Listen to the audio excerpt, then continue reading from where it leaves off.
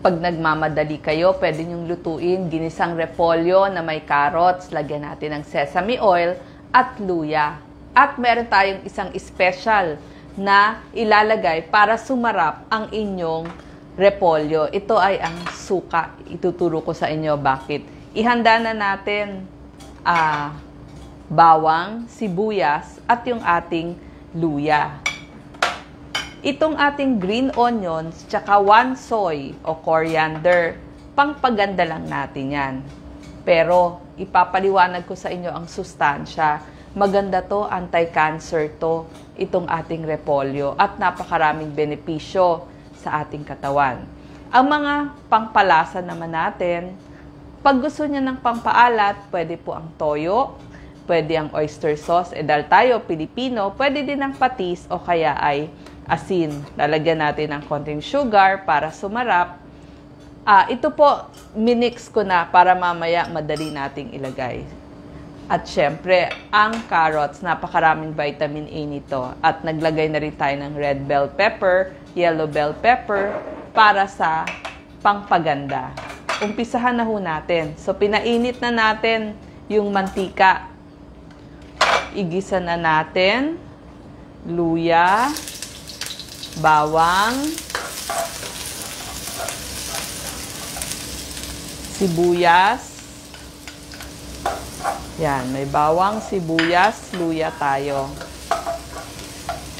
Pag pumula na at mabango na, saka natin ilalagay yung ating gulay. Napakaganda po ng ating repolyo kasi marami siyang mga phenolic compounds. Ipapaliwanag natin ano yung nagagawa. Nabanggit ko kanina, napakaganda siya, anti-cancer sa mga iba't ibang sakit. So, di ba mas pakainin natin ng gulay ang ating mga anak. Mas ilalakas ko na. Yan. Itong ating repolyo ay pwede na nating ihulog. Yan. Siya yung talagang mainstay natin. Ito po ang ulam ni Doc Willie. Pinapakita ko sa inyo. So, para may gulay kami. Dahil nagmamadali na nga at marami kaming kinausap ngayong araw na to, kaya nilagay na namin tong repolyo. Pwede nyo na pong pagsabayin yung inyong carrots dun sa inyong niluluto. Yan. Pagsabayin nyo na yung inyong carrots. Yung bell pepper, pinakahuli na yan kasi pangpaganda, tsaka pwede na nga yung pwede siyang hilaw. Yan. So, bigyan na natin siya ng mga pangpalasa. Sabi ko nga, pwedeng a little salt. Kung gusto nyo, salt ang ginagamit ninyo. Pwede po yun. Depende kung anong gusto nyo.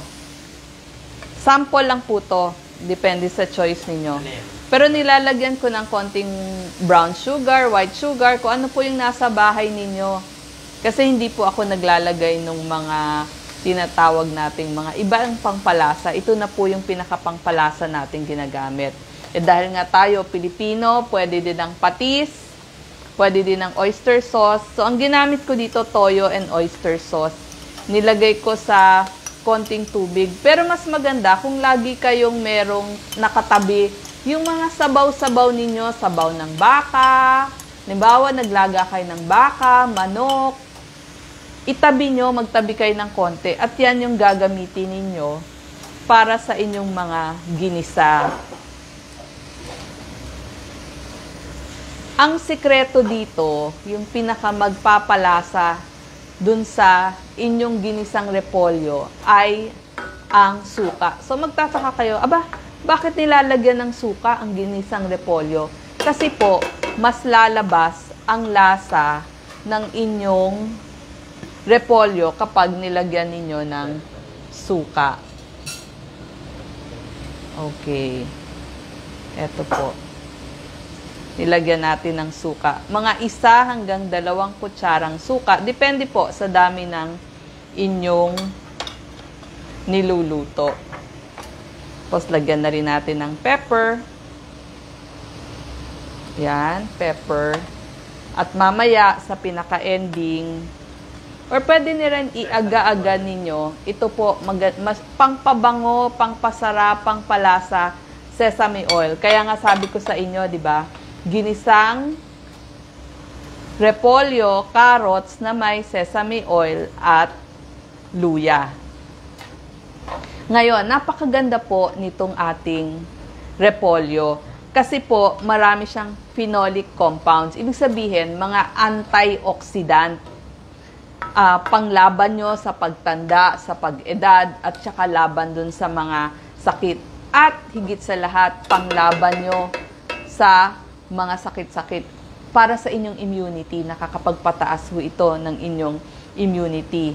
Tapos, anti-inflammatory na rin pag umiidad tayo, nagkakarayuma, maraming mga masasakit, kirot-kirot, maga. Anti-inflammatory po ang cabbage. So, isa sa mga pwedeng kainin kapag kayo ay, kasi di ba pag may rayuma, nako, ang dami-daming kinatatakutan ninyong kainin, pwede po ito. Marami din po itong beta-carotene. So, yung beta-carotene para sa ating mata. Para hindi ho tayo magkaroon ng macular degeneration at saka ng katarata.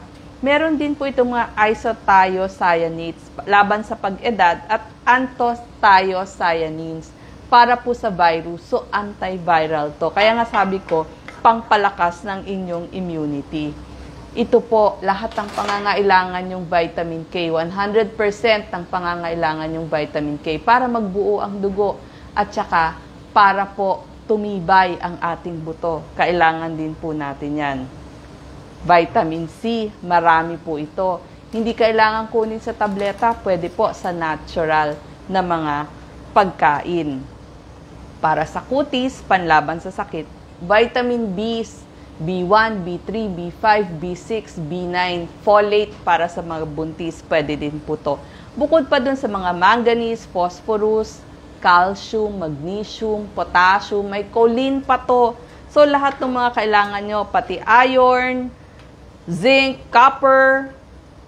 Meron din ho itong taglay na konting protina. So, hindi lamang carbohydrates, pati po protina, meron din siya. So, ayan o, ang bilis lang lutuin. Ang may mga side effect lang to kasi may complex carbohydrate raffinose. So, ibig sabihin, parang hindi ba pag kumain kayo, medyo mas gassy o mas may kabag kayo. So, ang mga iiwas lang naman dito, yung mga nagtatae. So, pag nagtatae kayo, hindi muna ito ang gulay na kakainin ninyo. At saka kung ayaw ninyong kabagan. Ang maganda pa dito, di ba ang madalas nating gamitin yung green cabbage? Pero pag nakakita kayo ng pulang cabbage, mas maraming polyphenols yun, mga phenolic compounds. Actually, mas masustansya po yung violet o yung red cabbage na tinatawag. So, simple lang, ginisa. Pero nakita nyo to, itong base na to, lagyan nyo lang ho ito ng konting bihon. May pansit bihon na kayo. Lagyan nyo lang ng toge at balutin nyo. Aba, edi meron na ho kayong lumpia. Coleslaw kung gusto nyong hilaw yung cabbage ninyo. Tapos, sa mga sabaw nyo, pwede din kayo maglagay ng cabbage pochero, nilaga. Tapos, ang ending po, lalagyan natin ng mga pangpaganda gaya nitong ating green onions. Pag i-off na natin, tsaka kung may tanim ho kayong mga coriander katulad nito doon sa inyong likod bahay, magagamit nyo ho lahat yan. Coriander, 1 soy. Masarap po yung mga pangpalasa at pampaganda ng inyong mga niluluto. Yung bell pepper, pwedeng hilaw, pwedeng luto. Actually, kinakain ho siyang hilaw. Yan, tapos haluin nyo na lamang. Hindi ba? Ang nagpasarap dito, sabi ko nga po, yung suka. Mas lilitaw yung kanyang lasa. Anong klaseng suka? Puti? Any suka, pwede pong puti, pula, any kind. Apple cider vinegar, kung ano po ang nasa bahay ninyo. Actually, yung mga Amerikano, kung gusto nyong maiba talaga yung luto nyo, pwede nyong dagdagan to ng pritong tokwa o kahit isama nyo na para hindi na mamantika. Pag mga Amerikano, nilalagyan siya ng bacon. Kung may tira-tira kayong bacon, yun na po yung pagmamantikain nyo. Pero kung gusto nyong lagyan ng chicken, ng beef, ng pork, pwede rin po. Para maiba naman yung lasa ng inyong niluluto. Hindi ba ang ganda? Okay, so ang ating repolyo ay napakaganda po. Sabi ko nga, vitamin K, 100% ng kailangan nyo. Vitamin C. Sa dami po ng mga binanggit ko, kompleto to. Actually, considered siyang superfood. So, mas magluto na po tayo ng repolyo, lalo na pag nagmamadali kayo. 5 minutes lang, luto na, katulad nito. Okay, salamat po. Masarap din itong gawing lumpia.